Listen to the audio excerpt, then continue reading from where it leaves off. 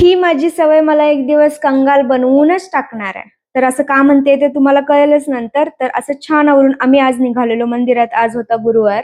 मग आम्ही स्वामी समर्थांच्या मंदिरात गेलेलो. तर मी प्रत्येक गुरुवारी मंदिरात जात असते. आता माझे थोडे फॉलोअर्स वाढावे आणि ट्रेंडिंगला यावं माझं Instagram म्हणून मी जात असते. असं काही नाहीये.